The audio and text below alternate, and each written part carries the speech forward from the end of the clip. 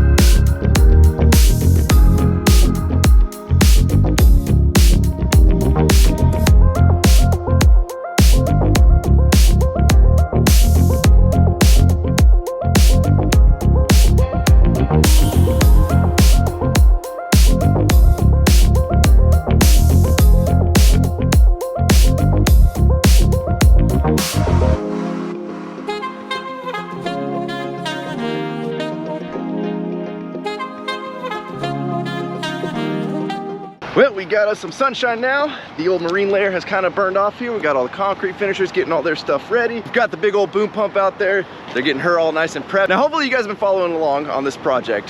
This is the project where the owner, this is his first time doing something on this scale, and he went with a lot of the lower bid guys that said they can do the same stuff that guys like us can do.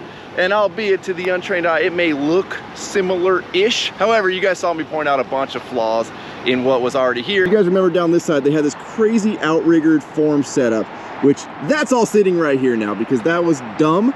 And that was gonna get in the way of finishing, and it was just gonna create a nightmare when we had to strip all those forms from the inside. It was not a good idea at all. So we have ripped all of that out, straightened the forms back up because these forms were like snakes. They were not straight at all. We fixed the footings. We dug where there were supposed to be piers in these corners, and those were not previously dug by whoever came in and graded this and dug all the footings. So we've basically covered all the bases and gotten this thing pretty dialed in. And then Abel, Chaba, and Hefe over there came in and tied all the footing rebar as well as all the rebar on the mat. And again, if you guys are following along, you guys saw when we had all of these 90s bent because the owner had missed that as well. And well, you can see there are a ton of these 90-degree pieces of rebar that tie the footings into the slab. And I mean, there are every 12 inches on center, so there is an absolute ton of them, as well as in every single footing that runs down the building. A massive amount of rebar in this slab. Now, while we wait for the concrete trucks to show up, and we're anticipating about 20 trucks today is what it's gonna take to get this thing poured out.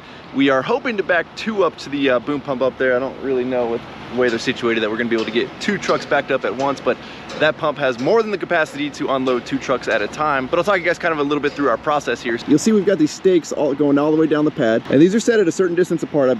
I think this one's 14, might be 16. And then we have our laser right up over there. I don't know if you guys can see that. And we'll put marks on every one of these stakes as to what level is with the top of this form, which will be top of the slab. And those are our screed pins, which you can see right here. And these hangers just clip on to the stake. And then from there, we will hang a 2 2x4, and they use that to run their aluminum rod across, and that sets the height of the concrete. And then as we go down, we pull the stakes, we move the pins, and the reason we keep it at this width is because that is the width of the rod right there. I've seen a lot of other states, I've seen a lot of other companies do it a bunch of different ways. This is the way that we prefer, versus like having a guy out there building little piles with a laser, which we have done depending on, you know, the job. Now, the thing I love about concrete pour days is it is an absolute controlled chaos situation. You never know what's gonna pop up. You've got all this stuff planned, and you guys have seen in some of my previous videos, all it takes is one little thing to go wrong to like totally throw that plan out the window, and you gotta scramble and make things happen. Case in point, so we've got one concrete power trowel here. This is a 36-inch. Our finisher that was supposed to be bringing is 48-inch. Well, the 48-inch is broken. While the 36-inch is cool, this is a good size slab, and the guys want a 48-inch. So I've called up the local rental yard last second and arranged for a 48-inch to be delivered, and I'm hoping it gets here in time. And the warmer and the more sun that comes out, the less on time we have. Now you'll see the boom pump behind me, and they're bringing it out to this far corner right here. And the saga of the owner trying to make things cheaper does not end at the last two videos. The owner came up to me at one point, he's like, hey man, do we really need the boom pump? That's like, you know, $3,000+ a day there to have this thing come out. And I'm like, yeah man, you're gonna want it. And he's like, well, we can't just run hoses. And there's basically two types of concrete that we work with.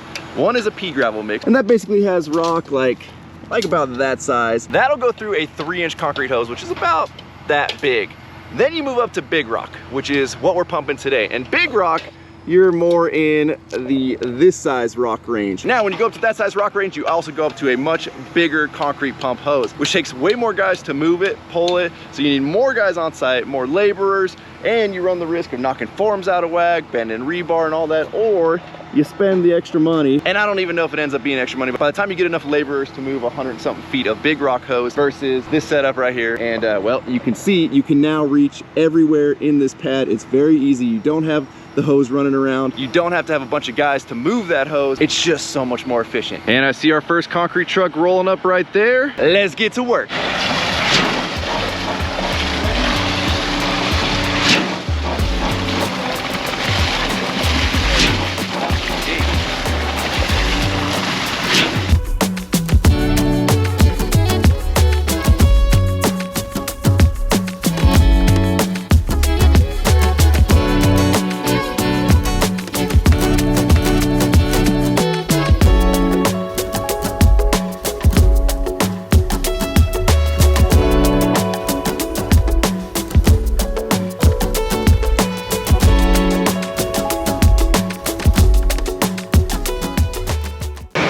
Got poured out in about 5 minutes, just to give you guys kind of the capacity of these boom pumps here. The second truck is right there. Now, today we have an on-site special inspector, and depending on the project, sometimes the city calls out for a special inspector to number 1 be on site, and number 2 do some samples. So right here, we're gonna be taking samples out of the truck, and those are gonna be concrete strength samples. So they're gonna take those to the lab. We're actually gonna leave them on site, that way they dry and cure at the same time as the concrete that is here that is curing. And then once they get to the right cure time, they take them to the lab and they do a crush test on them to make sure that the concrete is at the right strength as it was called out for in the plan. Now, where we're at, special inspectors are privately contracted companies. They don't work for the city. Now, granted, you have to have a license and all that to be a special inspector, but it's not the same as a city inspector that comes in and signs off on like our rebar and all that stuff. A special inspector is a completely different person.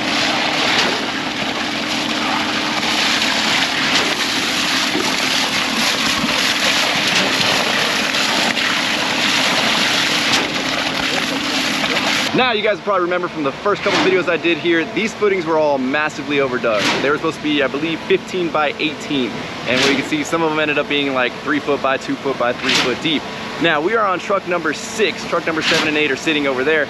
We would have already had these footings done by now if they were the size they were supposed to be, but we are still filling the footings. We have maybe about halfway done. We've got the footings done all the way across there, there.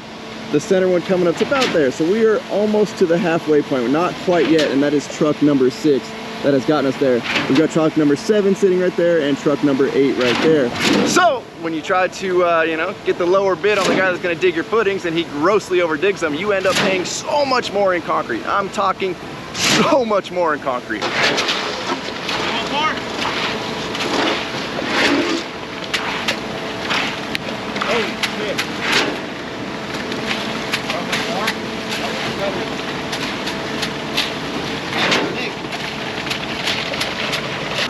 Do it, or we're gonna be really my lane. Well, how high are these up? I'd come up higher. I think.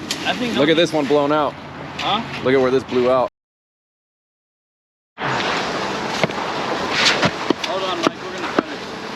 I'm gonna have to try to dig some of this back in here. I'm gonna pull it back and then we'll have to rod it off a little bit. It looks good right here. It's a little out. You're all right there. Yeah, right there. And then right where that kicker is, can you pound that thing in right there? Get one with a flat top on it. That big 6x or whatever that is. It might be all you get is a top. Fuck it, it gets them in line. That's all that really matters. Yeah, they'll get their bolts back in line. Can you nail and kick that board he's pushing on? Right where they're at's pretty good. That one you just put in is good. This one needs to come in a little bit, but it's right at this stake, so I think we can push this. He'll have to pull that kicker. That kicker's locking it in the wrong spot. There you go. Well guys, unfortunately what we had kind of worried about ended up coming true. Aside from ripping these entire forms out and restarting, which the owner did not want us to do, we went in and fixed up a couple of spots going around here. Clearly we didn't fix up enough. And you can see what happens here is the concrete just pushes the form out of the way. Things start to get all kinds of out of whack. Well guys, we lucked out. Our power trowel showed up freaking early. So that is, you know, one good thing that has happened so far today.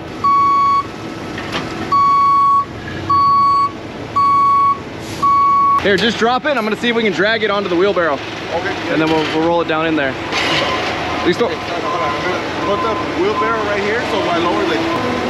All right. Go.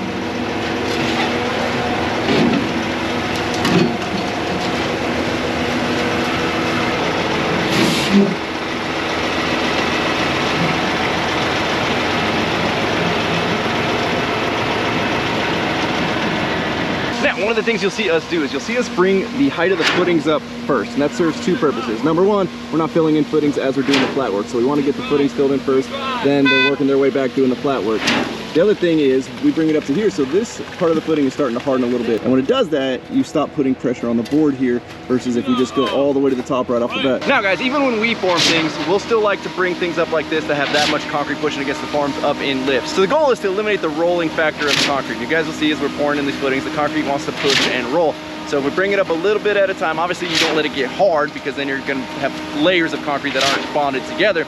But we let it tighten up a little bit and then we come over and pour on top. And then we're alleviating a lot of the pressure on the forms. We got it dialed back in over there. The most important thing is this top form right here because that's where all the anchor bolts are, which you can see right there. Those are all set. So if these start to get all kinds of weird and wonky, when the framers come in to set their lumber, they're gonna be fighting it and these bolts are gonna end up being in the wrong spot because the framers are gonna snap straight lines going across. If the form does this, they're gonna have to cut all these bolts out, re-drill and epoxy. But we ended up getting that corner fixed. Again, the only board that really matters is this top board. If this bottom blows out and ends up a little bit bigger, that's not the end of the world because they're gonna be putting gravel and planters and all that around this building. So is it ideal? Absolutely not. A lot of you guys in the last two videos said we never should have took this job, being that we were supposed to do the entire thing and now we're here fixing stuff. But hey, money's money, and it's not the first job that we gotta come in and fix a bunch of stuff. So we're good at what we do, and yes, things do still happen to us, but at the end of the day, we're gonna get it done. Okay, well, we got the lights on, we're doing some work. Yeah, we got the work rig. It's the one that gets 8.1 miles a gallon, you know. That's all you're getting in this thing? Yeah, I was getting like 7 the other day. All right, guys, we got SoCal Greg A here to shut the road down. He also brought Papa Rhino some long sleeve shirts. Look at that. And I was out your guys' waters. Look at, well, you are a nice guy. Yeah. Thank you, buddy. Shirts. Look at this guy. So guys, Danny's all about safety. Danny was there the day I got hit by a truck, but he said the reason I got hit was because I wasn't wearing high vis. Oh, bro, you are the man. Listen, guys, I may or may not, oh no, have a Mountain Dew Major Melon addiction. And it ain't cold. I had to snag one from the back. That's okay. That works. I got a cooler. Look at this, guys. You're the man, buddy. What do those mean? Two-way traffic. Is this bisexual? I go both ways? Hey. Okay, we are California. We need pineapples on it. There you go, we got you a shirt. Why not? Why not, bro?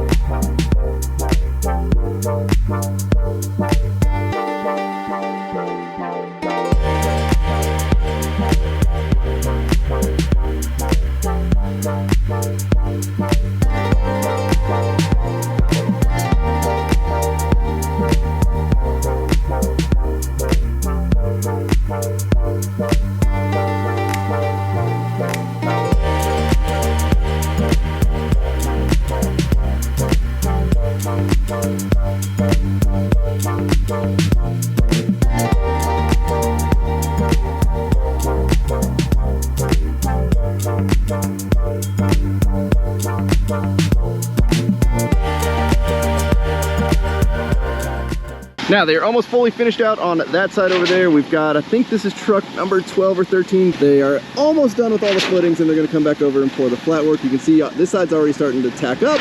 We got one of the guys out on the knee boards right there. There's a ton of plumbing in here that has to get worked around. So they'll be troweling around it by hand on the knee boards. We also got one guy running the 36-inch machine. Now, one thing you'll notice about the finish crew is nobody's having to tell anybody what to do. Everybody knows their role, everybody jumps in. They can all do what everybody else is doing, but they all know everybody just kind of starts grabbing tools and you start to basically do stuff. So some guys are still rodding, some guys are still shoveling, some guys jumped on over here running the machine, some guys jumped on knee boards and are finishing around all the pipes. Like, everybody just knows there's jobs that got to get done and they're gonna jump in and do it without having to be told. Now, of course, right when I go for a time lapse, they stopped sending us trucks. So I think we've got truck number 13 poured out.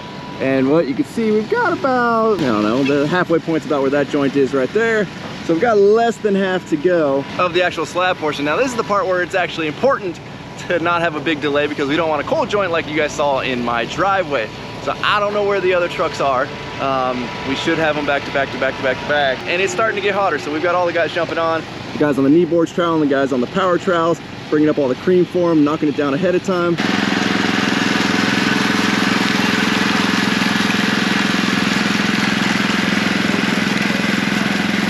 So you guys can see where the machine is hitting, where the machine hasn't. If you just leave the concrete like this, it's gonna tack up and it's gonna start to get this dry layer like that right there. You don't want that. That's way too hard to trowel. These guys are gonna be beating themselves up all day trying to trowel it.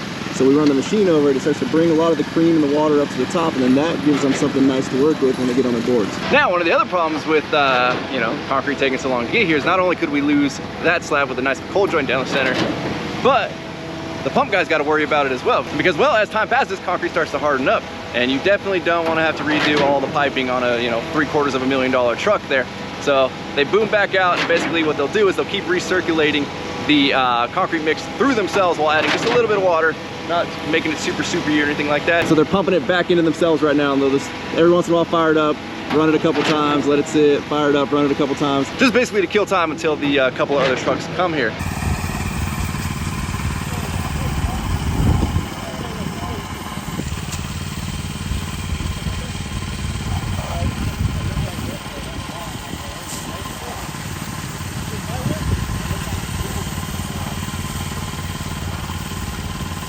Well, guys, with like seconds to spare before we ended up with a solid cold joint in this slab, we've got the next truck here, which is, that truck's enough to buy us time for the next two to show up. That was a close one, and the boys are still gonna have to fight it to save it. Let me give you the full rundown here of what's going on. We were all under the impression we had 20 trucks coming. The owner apparently dropped that down to 17 because he didn't feel like we needed 20. So as truck, what we thought was like 15 or 16 was here and pouring out. At that point, we should have been ordering however much more we needed. But we had kind of anticipated we'd have at least 17 coming, knowing we would need 20. So anyways, little miscommunication happened there, and that's how we kind of ended up with this first weight. And then the owner's like, okay, well, how many more trucks? And somebody mentioned 2, and we're like, no. You need 3 trucks here. Again, if you have to eat the cost of half of a truck because you got, 4 yards too many, it's better than losing your concrete because you were 4 yards too short. They didn't heed our advice, went up and talked to the pumper, and the pumper's like, I don't know, man, 2 trucks, kinda, 3, you probably don't need a full third one. So what does the owner do? Orders 2. So here we are thinking, all right, we got the next truck here, we're fighting the cold joint, but I think we're gonna save it. And then truck number 2 comes up, I'm up talking to the pumper, and he's like, all right, man, this is your last truck. You got a cleanup coming after this? Now, for those of you that don't know what a cleanup is, it's basically, let's say I'm doing, something like this, where you have an estimate of how much you need. And on this one, it's really hard to estimate because the footings are just so much bigger, and they need to be, they're so blown out, nothing straight. Like, it's hard to estimate exactly how much you need. So basically, let's say you need 2 trucks and a little bit. So that would be a cleanup. So you pretty much account for that to be coming, and they account for it when they're sending you your trucks. That way there's one kind of ready on standby should you need it. So here comes 2 trucks. We're thinking there's a third right behind it. I've talked to the pumper. He's like, dude, I just talked to that driver. He said he's the last truck. A couple phone calls later, turns out the owner only sent 2 trucks or ordered 2 trucks. So here we are again, waiting for the 3rd truck, trying to save a couple bucks. It doesn't work. It doesn't work because now that pump is over its hourly day rate. So you're gonna be paying overtime on the pump versus if you would have just ordered as much concrete as we had originally anticipated this thing would have been done already. The guys would have already been home. Like you can see how quickly this went off. This whole side's done already. And it is currently 1:40. Like we would have been cleaned up, gone and out of here by now had we had all the trucks that we needed. And you can see right here, this is where the cold joint was. They have worked their butts off to get this thing troweled out by hand and by machine, and it looks killer. All right, y'all. Truck number 3 that was supposed to have been here, but apparently didn't get ordered, is now here. Beautiful. Well, we got lucky, and thankfully that third truck was enough. So I'm just stripping off these clips right now. These are what hold the anchor bolts in place for the wall layout.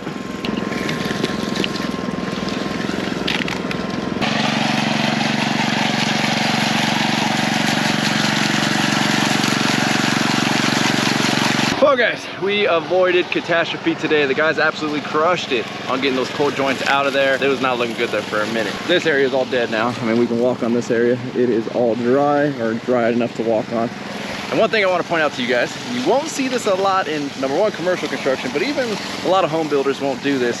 If you notice around these pipes, you don't see a bunch of unfinished concrete where the guys just basically ran the power trowel up to it and then just walked away from it or even floated around it. Our guys actually come in and trowel around all the pipes, which makes it nice if you're the framer and you got to set walls on top of those pipes or something like that. You're not fighting all this crazy uneven ground because somebody was too lazy to get in there with a trowel. You'll also notice it around the anchor bolts, especially on the corners right here. You'll see the guys pulling out just their tiny little margin trowel or whatever it may be to get up in the corners right here and trowel all of this flat. It really goes a long ways with the framers, and it just makes the next step easier. And we're all about taking care of the next guy. Anytime we talk about doing something, it's all about doing your job, doing it well. That way that the next guy that comes in doesn't have to fight the stuff that you did, like formwork or grading the whole lot too low or digging the footings too big. And guys, after quite the long day here, she is all wrapped up. The boys ended up saving her, which is freaking rad. They did a killer job. One down, one to go. That one's gonna end up happening a little bit different. I'll explain when I get in the Bronco. Alrighty, so let's recap today, guys, and stereo's probably gonna kick on here. Feels good to be in air conditioning. I am a little bit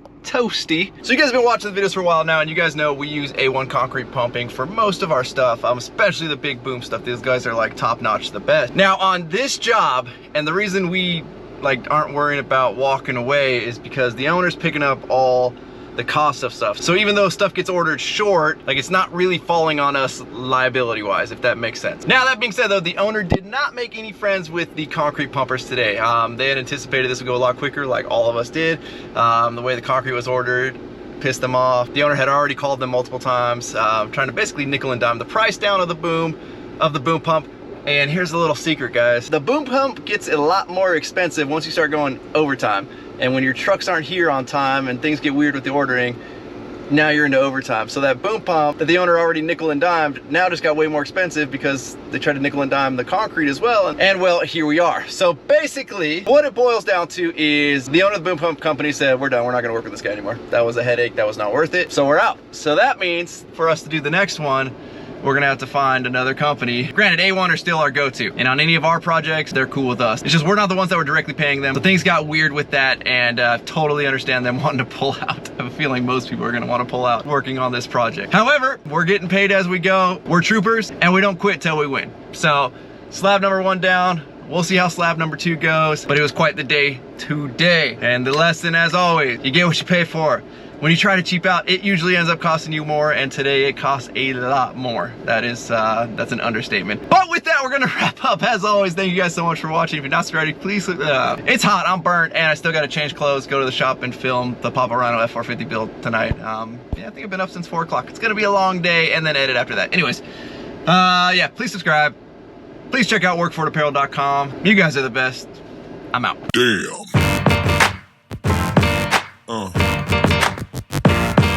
Yeah. Yeah. Yeah.